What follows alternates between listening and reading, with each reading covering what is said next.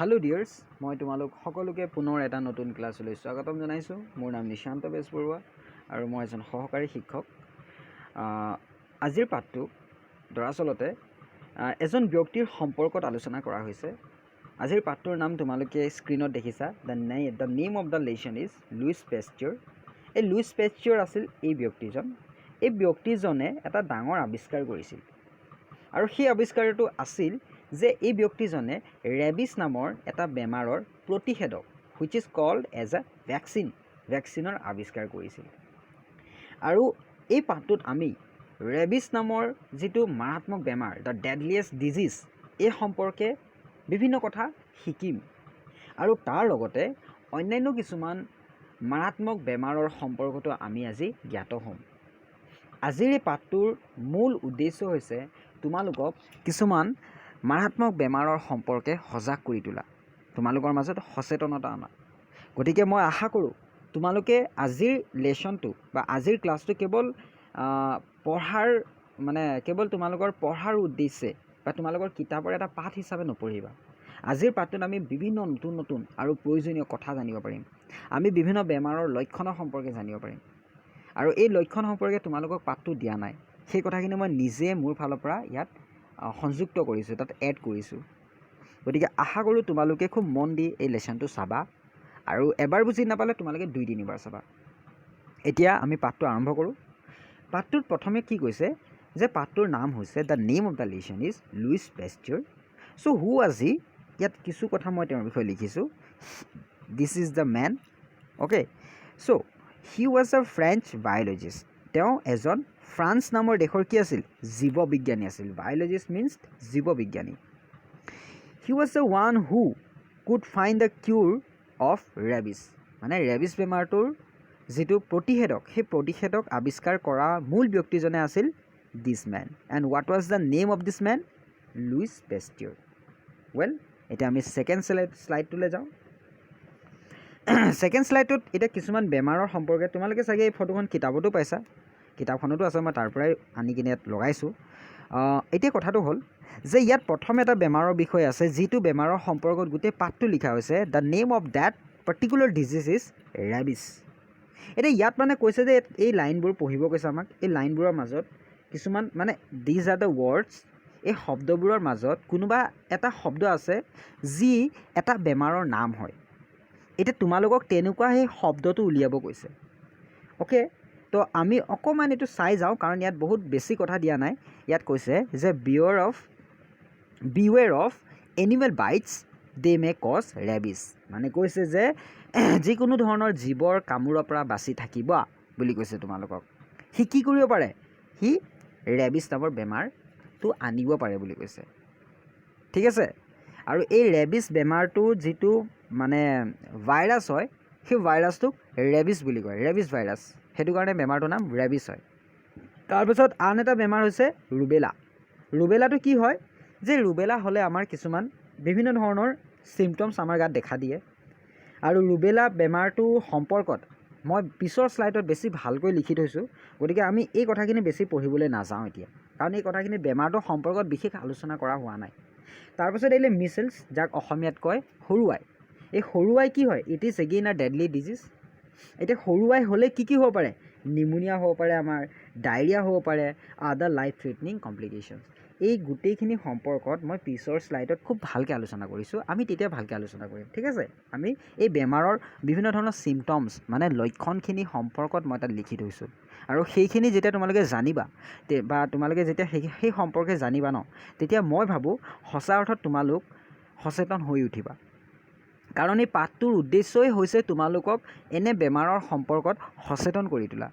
ঠিক আছে, এতিয়া আকৌ এটা বেমাৰৰ বিষয়ে কৈছে, সেইটো হ'ল মেলেৰিয়া। মেলেৰিয়া কেতিয়া কেতিয়া হয়? মেলেৰিয়া নহ'বলৈ আমি কি কি কৰিব লাগে সেইখিনি কথা ইয়াত লিখিছে। যে আমি আমাৰ যিটো খাদ্য, সেই খাদ্য বা পানীক কি কৰিব লাগিব? ঢাকি থ'ব লাগিব, কভাৰ্ড কৰি থ'ব লাগিব। নহ'লে এই যিটো মহ, ইয়াত এটা কথা গুৰুত্বপূৰ্ণ যে মেলেৰিয়া বেমাৰটো কোনজনী মহে কৰে, কোনটো মহে কৰে? সেই মহটোৰ নাম কি হয়? সেই মহটোৰ নাম হৈছে এন'ফিলিছ মস্কিটো। এইটো বহুত জৰুৰী এটা ইম্পৰ্টেণ্ট নেম হয়। যিকোনো কুইজ প্ৰতিযোগিতাই হওক বা যিকোনো অন্যান্য প্ৰতিযোগিতামূলক পৰীক্ষা হওক, তাত এই প্ৰশ্নটো সচৰাচৰতে সোধে। ঠিক আছে, সেইটো কাৰণে তোমালোকে জানি থ'বা। তাৰপাছত চোৱা ইয়াত কি কৈছে যে keep food and water covered, মানে আমি এইবোৰ কি কৰিব লাগিব, কভাৰ কৰি থ'ব লাগিব। আৰু দুটা কৈছে যে আমি কি কৰিব লাগে, যে যেতিয়া আমি শুওঁ তেতিয়া আমি কি কৰিব লাগে, আঁঠুৱাৰ তৰিব লাগে বা আঁঠুৱাৰ ভিতৰত শুব লাগে বুলি কৈছে।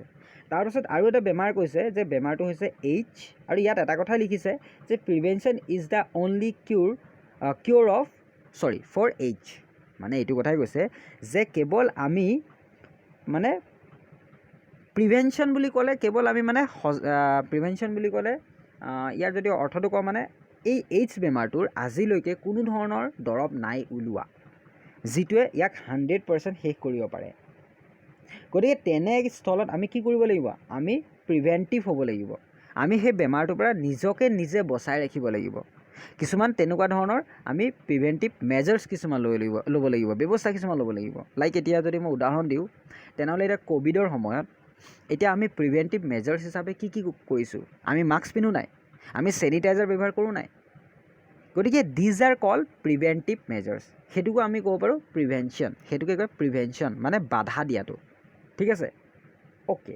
এতিয়া আমি নেক্সট শ্লাইডলৈ যাওঁ। এতিয়া আহিছে আমাৰ মেইন শ্লাইডকেইটা। এইকেইটা চোৱা, প্ৰথম শ্লাইডটোত মই কি কৈছোঁ, ইয়াত কি লিখা আছে, let's talk about the symptoms of this deadliest diseases. এই যে যিখিনি বেমাৰৰ নাম এতিয়া আমি জানিলোঁ, কাৰণ ইটো শ্লাইডত মোৰ উদ্দেশ্য আছিল তোমালোকক বেমাৰকেইটাৰ নামৰ সৈতে পৰিচিত কৰোৱা। এতিয়া এই শ্লাইডছকেইটাত আমি শিকিম যে এই বেমাৰকেইটা হোৱাৰ লক্ষণ কি হয়, কেনেকুৱা ধৰণৰ লক্ষণ এই বেমাৰকেইটাই আমাৰ শৰীৰত লৈ আনে, তাকে ইংৰাজীত কি বুলি কয়, চিমটমছ। এই শব্দটো মনত থ'বা যে what are the symptoms of these deadliest diseases. All these symptoms are going to be discussed in the subsequent slides. তাৰ অৰ্থটো হৈছে আমি এতিয়া যিখিনি শ্লাইডছ আমাৰ আহিব সেই শ্লাইডছবোৰত আমি এই ডেডলিয়েষ্ট ডিজিজেছখিনিৰ বিষয়ে আমি সম্পৰ্কে পঢ়িম, তাৰ চিমটমছৰ বিষয়ে পঢ়িম। এতিয়া প্ৰথম আমাৰ ডেডলিয়েষ্ট ডিজিজটোৰ নাম কি হয়, ৰেবিছ। ৰেবিছ হ'লে কি হয়, প্ৰথম হয় যে জ্বৰ হ'ব বুলি কৈছে, ফিভাৰ হ'ব বুলি কৈছে। তাৰপাছত কি হ'ব, হেডেক হ'ব বুলি কৈছে, মূৰৰ বিষ হ'ব, বমি ভাৱ হ'ব, ভাৱ নহয় বমি হয়ে, ভমিটিং হয়, বহুত বেছি ভমিটিং হয়, আৰু এগিটেশ্যন মানে অলপমান হিংসুক হৈ যায়। যিজন ব্যক্তিৰ গাত ৰেবিছ হয় ন, তেওঁ অশান্তি এটাত আহে, মানে তেওঁ হিংসুক হৈ যায় বুলি কৈছে, সেইটো এগিটেটেড হৈ যায় বুলি কৈছে।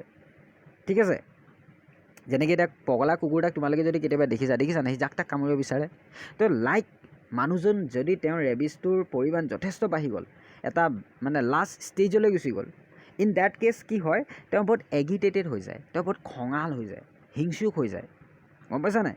তাৰপাছত আছে এংজাইটি, মানে তেওঁ মানসিক উৎকণ্ঠাত ভোগে, তেওঁ অশান্তি এটাত ভোগে, তেওঁ মানসিক সুস্থিৰতা হেৰুৱাই দিয়ে বুলি কৈছে।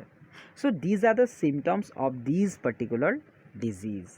গতিকে তোমালোকৰ চাগে মনত থাকিব যে এইকেইটাৰ ভিতৰত যিকোনো ধৰি লওক তোমালোকে যদি 3টা বা 4টা চিমটমছ দেখিছা, তেনেহ'লে তোমালোকে সেই মানুহজনক বা সেই ব্যক্তিজনক সুধিবা যে তোমালোকক কোনোবা কুকুৰে কামুৰিছিলে নেকি বা আঁচুৰিছিলে নেকি। যদি কয় অঁ, তেনেহ'লে তোমালোকে জানিবা এই মানুহজনৰ কি হৈছে, ৰেবিছ হৈছে। গতিকে সেই সজাগতাটো তোমালোকৰ মাজত থাকিব লাগিব, গম পাইছা নাই। এতিয়া আমি নেক্সট শ্লাইডলৈ যাওঁ। নেক্সট শ্লাইডটোত আছে malaria. Malaria again a disease which is caused by these anopheles mosquito. এই কি কৰে, এই বেমাৰটো আমাৰ গালৈ লৈ আনে বুলি কৈছে। এতিয়া এই বেমাৰটো হ'লে কি হয় বুলি কৈছে, এই বেমাৰটোত অকণমান চিমটমছবোৰ কিছু পৃথক। এই বেমাৰটোত কি হয়, প্ৰথম মাছলছ পেইন হয়, মানে আমাৰ মাংসপেশীৰ বিষ হয়। তাৰপাছত কি হয়, ফিভাৰ এণ্ড চুৱেটিং হয় বুলি কৈছে, খুব বেছি জ্বৰ হ'ব আৰু মানুহ ঘামে বুলি কৈছে। তাৰপাছত কি হ'ব, ফেটিগ, মানে হ'ল দুৰ্বল হৈ পৰে, দুৰ্বল ভাৱ হয়, ডেট ইজ কল্ড ফেটিগ। তাৰপাছত আহিলে ভমিটিং মানে হ'ল বমি হোৱা। গতিকে এইখিনি হ'ল these are the symptoms of this malaria. গতিকে তোমালোকৰো যদি চিনাকি বা তোমালোকৰে যদি কেতিয়াবা এনেকুৱা ধৰণৰ চিমটমছ দেখা দিয়ে, তেনেহ'লে তোমালোকৰ কামটো কি হয়, তোমালোকৰ কামটো হৈছে DOCTOR, কি হ'ল, ডক্তৰৰ ওচৰলৈ যোৱা।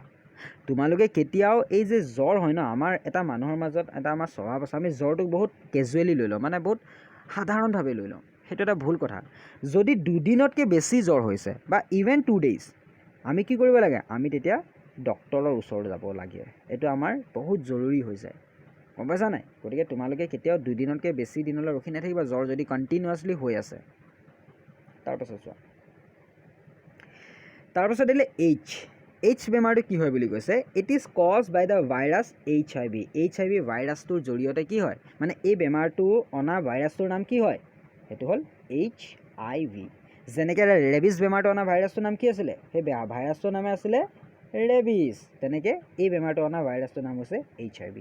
এতিয়া কথাটো হ'ল যে এই HIV যিটো ভাইৰাছ, HIV ভাইৰাছটোৰ সম্পূৰ্ণ নামটো কি হয়, হিউমেন ইমিউনো ডেফিচিয়েঞ্চি চিণ্ড্ৰম, মোৰ এইটো ভুল হৈছে, ভাইৰাছ। এতিয়া কথাটো হ'ল যে এই বেমাৰটো হ'লে দৰাচলতে কি হয়, এই বেমাৰটোৱে আমাৰ শৰীৰৰ এটা ক্ষমতা আছে, যাক কি কয় ৰোগ প্ৰতিৰোধ ক্ষমতা বুলি কয়। আৰু ইয়াকে ইংৰাজীত কি বুলি কয়, ইয়াক ইংৰাজীত কয় ইমিউনিটি। এতিয়া যে এই যে ক'ভিড যিটো বেমাৰ হৈছে যে COVID, ক'ভিড, এই বেমাৰটো বাচিবলৈ মূল যিটো আমাৰ অস্ত্ৰ হৈছে, সেই অস্ত্ৰটো হৈছে ইমিউনিটি বা ৰোগ প্ৰতিৰোধ ক্ষমতাটো আমাৰ শৰীৰত খুব শক্তিশালী হ'ব লাগিব। যাৰ শৰীৰত তেনেকুৱা ৰোগ প্ৰতিৰোধ ক্ষমতা শক্তিশালী অৱস্থাত আছে, তেওঁ এই বেমাৰটোৰ পৰা বাচিছে। একেদৰে এই এইচ বেমাৰটোৰো যিটো মেইন ঢালটো হৈছে ইমিউনিটি। ই কি কৰে, মানে ই আমাৰ এই ইমিউনিটিটো শেষ কৰি দিয়ে বুলি কৈছে। এইচ বেমাৰে কি কৰে, আমাৰ ৰোগ প্ৰতিৰোধ ক্ষমতাটো শেষ কৰি দিয়ে, যাৰ ফলত যিকোনো এটা সৰু বেমাৰতে আমাৰ শৰীৰত বিস্তৰ ক্ষতিসাধন হয়, আনকি আমাৰ মৃত্যু হ'ব পাৰে, চৰ্দি লাগিও মানুহ মৰি যাব পাৰে তেতিয়া, কাৰণ আমাৰ শৰীৰৰ ৰোগ প্ৰতিৰোধ ক্ষমতাটো একেবাৰে শেষ হৈ যায়। এতিয়া কথাটো হ'ল যে এইচ হ'লে কি হ'ব পাৰে। এতিয়া এইখিনিতে আমি এটা কথা জানিব লাগিব যে এই যে ৰোগ প্ৰতিৰোধ ক্ষমতাটো আমি কেনেকৈনো বঢ়াম, এইটো আটাইতকৈ গুৰুত্বপূৰ্ণ হয়। এতিয়া যে মই ক'লোঁ তোমালোকক যে ৰোগ প্ৰতিৰোধ ক্ষমতা ভাল হ'ব লাগিব, বা এইচে কি কৰে, এই ক্ষমতাটোক শেষ কৰি দিয়ে। এতিয়া কথাটো হ'ল যে এই ক্ষমতাটো বঢ়ায় কেনেকৈ, এই ক্ষমতাটো বঢ়োৱা প্ৰথম ৰাস্তাটো হৈছে এক্সাৰচাইজ। প্ৰথম ৰাস্তাটো কি, দিছ ইজ কল্ড এক্সাৰচাইজ। আমি দৈনিক স্তৰত ব্যায়াম কৰিব লাগিব। তোমালোকে ব্যায়ামৰ লগতে তোমালোকে এক্সাৰচাইজ যদি টান পোৱা, য়োগাও কৰিব পাৰা। তোমালোকৰ য়োগা যিহেতুকে এতিয়া লাহেকৈ তোমালোকে স্কুলবোৰ খুলিলে আমি য়োগা তোমালোকক শিকাম, বা তোমালোকৰ বিদ্যালয়তো হয়তো শিকাব, গতিকে তোমালোকে য়োগাৰ আসনবোৰ কৰিব পাৰিবা। বা চবতকৈ চিম্পল যিটো আছে সেইটো তোমালোকে এইটোক কয়। তাৰপাছত তোমালোকে কি কৰিব পাৰা, বিভিন্ন ধৰণৰ খাদ্যবোৰ খাব পাৰা, যেনেকৈ লাইক গাখীৰ খাবা, গাখীৰ বা হালধি খাব পাৰা, গাখীৰৰ লগত হালধি মানে ৰস বা তেনেকুৱা ধৰণৰ পিচি। এইবোৰ অলপ কষ্টলি হৈ যায়, মই সেইটো কাৰণে তোমালোকক সেইবোৰ খোৱা কথাটো মই নাজানো, কাৰণ সকলোৰে আমাৰ আৰ্থিক অৱস্থাটো বেলেগ। কিন্তু আমি সকলোৱে কি কৰিব পাৰোঁ, আমি সকলোৱে কচৰত কৰিব পাৰোঁ, এক্সাৰচাইজ কৰিব পাৰোঁ। গতিকে তোমালোকে এক্সাৰচাইজটো দৈনিকভাৱে কৰিবা। আৰু তোমালোকে অকণমান সময় কেতিয়াবা এনেই শান্তিকৈ বহি থাকিবা, একো তোমালোকে তেতিয়া ভাবিব চেষ্টা কৰিব নালাগে, একো চাব নালাগে, কেৱল তোমালোকৰ যিটো মন, সেই মনটো তোমালোকৰ যিটো উশাহ নিশাহ তোমালোকে লৈ আছা, তাৰ ওপৰত দিবলৈ চেষ্টা কৰিবা। আৰু তাকে কি বুলি কয়, তাকে কয় ইংৰাজীত মেডিটেশ্যন বুলি কয়।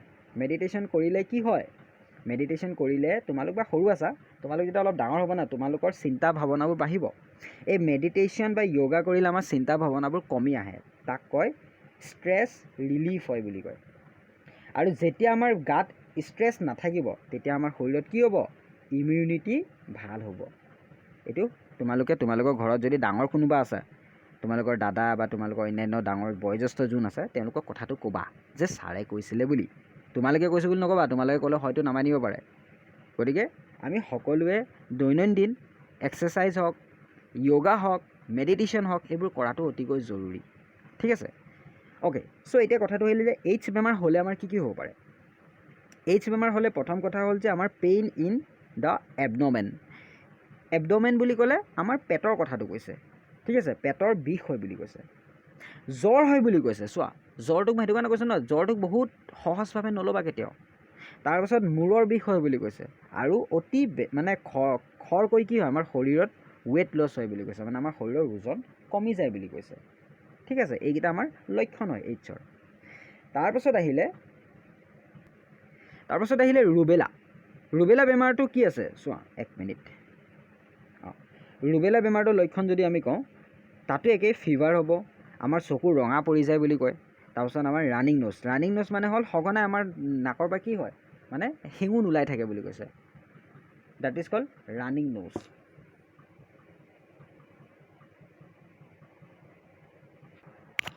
সেইটো হৈ গ'ল ৰানিং ন'জ।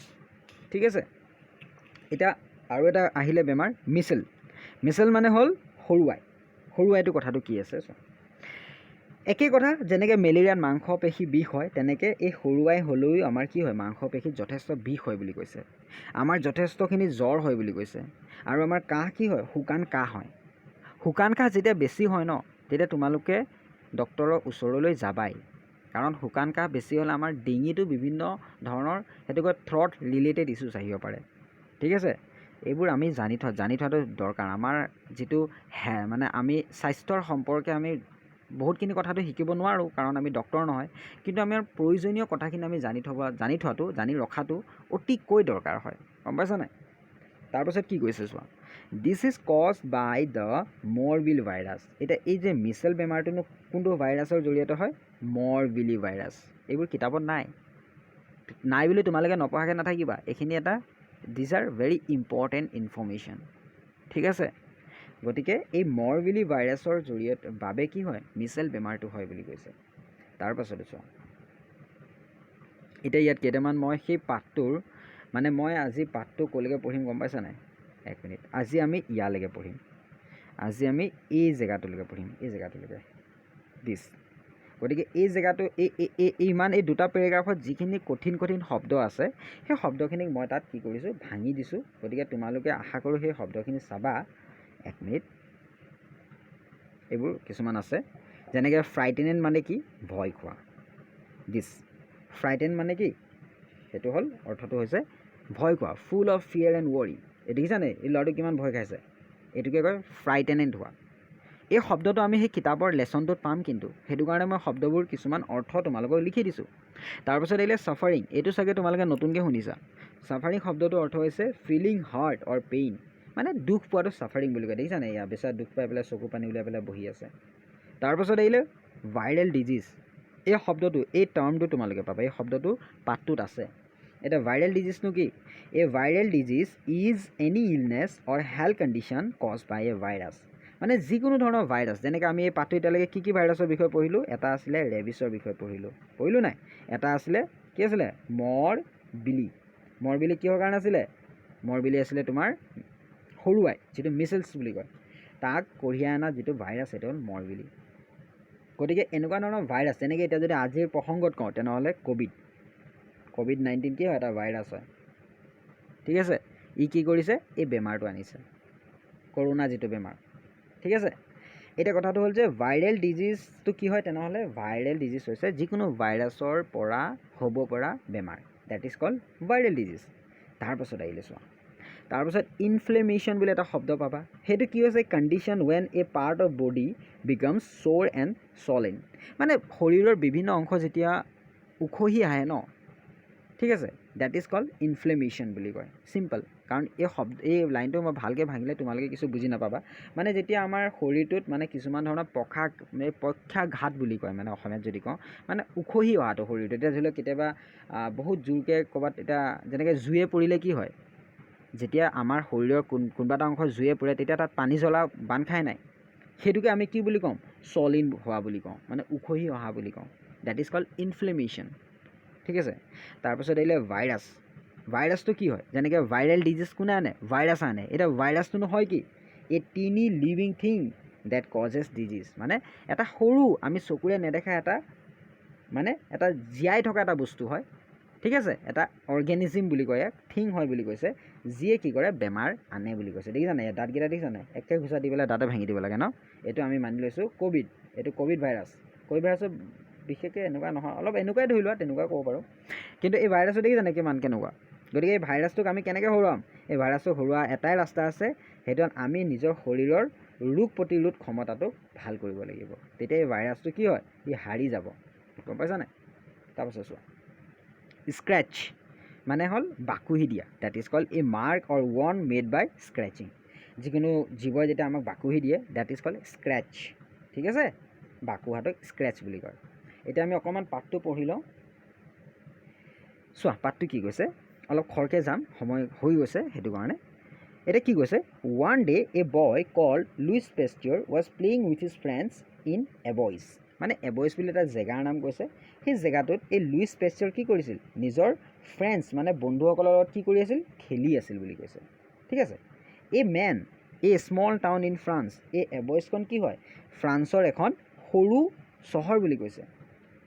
ছাডেনলি হঠাতে কি হ'ল, হি চ' তেওঁ দেখিলে, কোনে দেখিলে, লুইচ পেষ্টিয়ৰে দেখিলে, এ মেন এজন মানুহক দেখিলে, ৰানিং টুৱৰ্ডছ হিম তেওঁৰ ফালে দৌৰি অহাটো দেখিলে, মানে তেওঁ এজন মানুহক তেওঁৰ নিজৰ ফালে মানে তেওঁৰ ফালে দৌৰি অহা দেখিছিলে বুলি কৈছে। দ্য মেন ৱাজ ভেৰি ফ্ৰাইটেনেণ্ড, মানে মানুহজন খুব ভয় খাই আছিল, এই যে দৌৰি অহা মানুহজন খুব বেছি ভয় খাই আছিল বুলি কৈছে। ঠিক আছে, হোৱাট ইজ দ্য মেটাৰ, কিনো হৈছে, লুইচ আস্কড হিম, লুইছে তেওঁক সুধিলে কিনো হৈছে, কিয় আপুনি ইমান দৌৰি আহিছে বুলি সুধিছে। Someone has been bitten by a mad wolf from the mountain, মানে তেওঁ কৈছে যে কাৰোবাক এই পাহাৰৰ পৰা ওলাই অহা মানে পাহাৰৰ ফালে থকা যিটো মেড অলফ যিটো আছিলে, ঠিক আছে। এতিয়া তোমালোকৰ ইয়াত মই এটা হোমৱৰ্ক দিছোঁ, এই অলফ যিটো হয়, এই অলফক অসমীয়াত কি বুলি কয়, তোমালোকে তোমালোকে চলোৱা, তোমালোকে ইণ্টাৰনেটত বিচাৰি পেলাই মোক জনাবা। এইটো তোমালোকে মই হোমৱৰ্ক দিছোঁ, মানে সকলো কথা মই অসমীয়াত কৰিলে তোমালোকে চেষ্টাটো ভাঙি যায়। গতিকে এই মেড অলফ হ'ল এটা জীৱৰ নাম, এটা কি হয় সেইটো মই ইয়াত নকওঁ, সেইটো তোমালোকে নিজে বিচাৰি উলিয়াব লাগিব। ঠিক আছে, এতিয়া এই অলফে কি কৰিলে, আৰু তোমালোকে যদি বিচাৰা তেনেহ'লে কমেণ্ট ছেকশ্যনত এই অলফৰ মিনিংটো কি হয় লিখিব পাৰা। Someone has been bitten by a mad wolf, made এটা পাগল অলফে কি কৰিলে, কাৰোবাক কামুৰিলে বুলি কৈছে। আৰু ই ক'ত আছিলে, ই ক'ত থাকে, ই পাহাৰত থাকে বুলি কৈছে। লুইচ ৱাজ স্কেয়াৰ্ড, লুইচৰ খুব ভয় লাগিছিল, কিয় ভয় লাগিছিল, লুইচকতো কামোৰা নাছিল, তথাপি লুইচেনো কেলৈ ইমান ভয় খাইছিল, বিকজ কাৰণ হি আণ্ডাৰষ্টুড, তেওঁ বুজি পাইছিল, that the mad wolf was suffering from rabies, তেওঁ গম পাই গৈছিল যে এই মেড যিটো পাগল অলফৰ কথা ইয়াত কৈছে, সি কি হৈছিল, সি তাক মানে ৰেবিছ, মানে he was suffering from rabies বুলি ক'লে ৰেবিছ বেমাৰটো তাৰ গাত আছিল। যেতিয়া তেনেকুৱা এটা বেমাৰী জীৱই আমাক কামোৰে তেতিয়া আমাৰ গাতো সেই বেমাৰটো আহি যায়। This is called rabies, and that বেমাৰ is also' called as rabies. তাৰপিছত কি কৈছে চোৱা, ইয়াত আমাৰ ৰেবিছৰ বিষয়ে কিছু কথা কৈছে। ৰেবিছটোনো কেনেকুৱা কি হয়, rabies is a viral disease, rabies কি হয়, এটা ভাইৰেল ডিজিজ। মই এতিয়া অলপ আগতে তোমালোকক ক'লোঁ নহয়, ভাইৰেল ডিজিজৰ মিনিংটো কি হয়, ভাইৰেল ডিজিজৰ অৰ্থটো হৈছে যিকোনো বেমাৰ যিটো ভাইৰাছৰ মাধ্যমত হয়। ঠিক আছে, ভাইৰাছৰ জৰিয়তে হয় বা ভাইৰাছৰ বাবে হয়। সি কি কৰে, that causes inflammation of brain in humans and other mammals, মানে আমাৰ কি হয়, মানে আমাৰ যিটো মানসিক বিকাৰগ্ৰস্ততাৰ সৃষ্টি কৰে বুলি কৈছে। আমাৰ একদম শৰীৰটো জ্বলা পোৰা লিখা লাগিব বুলি কৈছে। আৰু এইটো কেৱল মানুহৰ ক্ষেত্ৰতে ৰেবিছ নহয়, যিকোনো অন্যান্য মেমেলছৰ ক্ষেত্ৰতো হয়। মানে হ'ল এই মেড অলফ কি আছিলে, মানে যিকোনো এটা কুকুৰে কামোৰাৰ পাছত যদি তোমাৰ ৰেবিছ হৈছে ন, বা কাৰোবাৰ ৰেবিছ হৈছে, তেতিয়া তোমালোকে জানিবা যে সেই কুকুৰটোৰ ৰেবিছ বেমাৰটো আছে তাৰ গাত, গম পাইছা নাই, তাৰ গাত থাকিলেহে তোমাৰ গালৈ আহিব। সচৰাচৰতে কুকুৰৰ বা যিকোনো জীৱ জন্তুৰ গাত ৰেবিছ বেমাৰটো থাকে, কাৰণ তেওঁলোকে কি হয়, তেওঁলোকে বিভিন্ন জেগাত মানে অনাই বনাই ঘূৰি থাকে, বিভিন্ন কুকুৰৰ লগত কাজিয়া লাগে, অন্যান্য জীৱৰ লগত কাজিয়া লাগে, তেনেকৈ তেওঁলোকৰ গাত সেই ৰেবিছ বেমাৰটোৰ প্ৰেজেঞ্চটো থাকে। যদি তেনেস্থলত তেনেকুৱা এটা মানে প্ৰাণীয়ে তোমাক কামুৰি দিলে, জন্তুৱে তোমাক কামুৰি দিলে, ইন ডেট কেছ তোমাৰ কি হ'ব, তোমাৰো ৰেবিছ হোৱা আশংকাটো বাঢ়ি যায়। সেইটোৱে কৈছে যে কেৱল ৰেবিছ এনেকুৱা নহয় যে মানুহৰ হয়, এইটো আদাৰ মেমেলছ বুলি ক'লে যিকোনো স্তন্যপায়ী প্ৰাণীৰ হয় বুলি কৈছে। ঠিক আছে, এনিমেলছ উইথ ৰেবিছ গ' মেড এণ্ড ডাই, যাৰ এতিয়া যিটো এনিমেলৰ ৰেবিছ হয় সি কি হয়, পাগল হৈ যায়, তাৰপাছত কি হয়, তাৰ মৃত্যু হৈ যায়। কাৰণ আমাৰ যদি ৰেবিছ হয়, আমাকতো বেজী দিয়া মানুহ আছে ন, আমি ডক্টৰৰ ওচৰলৈ যাম, আমি বেজী ল'ম। এই ব্যক্তিজন আছিলে বুলিহে সেই বেজীটো আৱিষ্কাৰ হ'ল, সেই ভেকচিনটো আৱিষ্কাৰ হ'ল। কিন্তু এই এনিমেলছটোনো ক'ত যাব, যেতিয়া এনিমেলছটোৰ ৰেবিছ হয় ন, সি বেচেৰা পাগল হৈ যায়, আৰু আল্টিমেটলি তেওঁৰ কি হৈ যায়, তাৰ ডেথ হৈ যায়, তাৰ মৃত্যু হৈ যায় বুলি কৈছে। Human beings get the virus when they are bitten or scratch by animals with rabies. সেইটোৱে কৈ আছোঁ, যেতিয়া ৰেবিছ থকা প্ৰাণী এটা আমাক কামুৰিব, জন্তু এটা আমাক কামুৰিব বা বাকুৰিব, তেতিয়া আমাৰ ৰেবিছ হ'বই, একদম ডেফিনেট। কাৰণ ৰেবিছটো সুচৰা বেমাৰ হয়, ট্ৰান্সমিউটিং ডিজিজ হয়, এটা ভাইৰাছ হয়। ঠিক আছে, the man who was bitten by the mad wolf will get the disease and die. মানে সেইটোৱে কৈছে যে যিটো মানুহৰ এই অলফে কামুৰিলে, যিটো অলফ কি আছিল, এই মেড অলফটো কি আছিল, ৰেবিছেদি, হি ৱাজ ছাফাৰ্ড ফ্ৰম ৰেবিছ, তাৰ ৰেবিছ বেমাৰটো আছিল। যিজন মানুহক কামুৰিলে, দ্য মেন, সেই মানুহজন কি হ'ব, তেওঁৰো মৃত্যু হ'ব বুলি এই লুইচ পেষ্টিয়ৰে গম পাই গৈছিল। তাৰপিছত কি হৈছে চোৱা, লুইচ মানে তেওঁ চিন্তা কৰি আছিল, দ্য ইনচিডেণ্ট ডিষ্টৰ্বড হিম, আৰু এই গোটেই ঘটনাটোৱে তেওঁ খুব মানে অশান্তিত ৰাখিছিল বুলি কৈছে। Who knew that one day he would be the one to find the cure for the deadly disease, তেতিয়ালৈকে মানে লুইচ পেষ্টেৰ ইমান ডাঙৰ ল'ৰা নাছিল, তেওঁ মানে তেতিয়ালৈকে ভাইৰাছটোৰ যিটো ৰেবিছ ভাইৰাছৰ যিটো ভেকচিন, সেই ভেকচিনটো আৱিষ্কাৰ কৰা নাছিলে। কিন্তু এই ঘটনাটোৱে তেওঁৰ জীৱনত এটা ডাঙৰ প্ৰভাৱ পেলায় আৰু ইয়াৰ পাছতে তেওঁ যথেষ্ট প্ৰচেষ্টাৰ অন্তত এই ৰেবিছ বেমাৰটো তেওঁ কি কৰে, যিটো ভেকচিন, সেই ভেকচিনটো আৱিষ্কাৰ কৰাত সফল হয়। গতিকে এতিয়া তেওঁ কেনেকৈনো ৰেবিছ বেমাৰটো ভেকচিনটোক তেওঁ বনালে বা আৱিষ্কাৰ কৰিলে আৰু তাৰ প্ৰভাৱ কেনেকুৱা আছিল, এই সম্পৰ্কে আমি নেক্সট ক্লাছত আলোচনা কৰিম। এইটো ক্লাছত আমি ইয়ালৈকে আলোচনা কৰিম আৰু আশা কৰোঁ তোমালোকে ইয়ালৈকে যিখিনি আলোচনা হৈছে, আলোচনাক তোমালোকে মন দি শুনিবা, মন দি ভিডিঅ'টো চাবা আৰু লগতে তোমালোকে ইমানখিনি নিজে পঢ়িবলৈ চেষ্টা কৰিবা, ঠিক আছে। আৰু তোমালোকক এটা হোমৱৰ্ক দিছোঁ নহয়, মেড অল্ফ যিটো হয় তাৰ অসমীয়া অৰ্থটো কি, অল্ফ কোনটো প্ৰাণীক কয়, ঠিক আছে, সেইটো তোমালোকে উলিয়াই দিবা। গতিকে ইমানে কৈ আজি ক্লাছটো মই ৰাখিছোঁ। ক্লাছটো দীঘল হৈছে, ভালে কুশলে থাকা, তোমালোকে পঢ়া শুনাও নিয়াৰিকৈ চলাই নিয়া, ঠিক আছে। আৰু যেনেকৈ এতিয়া আমি ইয়াত ৰেবিছৰ বিষয়ে পঢ়িলোঁ, এটা সময় আহিব যেতিয়া তোমালোকে ক'ভিডৰ বিষয়ে পঢ়িবা। গতিকে ক'ভিড বেমাৰটো তেনেকুৱা ধৰণৰ ভাইৰেল ডিজিজ হয়, সেইটো বহুত সোনকালে, এই ৰেবিছতকৈ সোনকালে সেইটো খুচৰি যায়, তাত চুবলৈ দৰকাৰেই নাই, এজন মানুহক কামুৰিবলৈ দৰকাৰেই নাই। গতিকে আমি এই ক'ভিড বেমাৰটোৰ পৰাও বা কৰোণা বেমাৰটোৰ পৰাও নিজক বচাই ৰখাটো বা ক'ভিড ভাইৰাছটোৰ পৰা নিজক বচাই ৰখাটো যথেষ্ট জৰুৰী হয়, ঠিক আছে। গতিকে তোমালোকে ভালদৰে থাকিবা। ধন্যবাদ।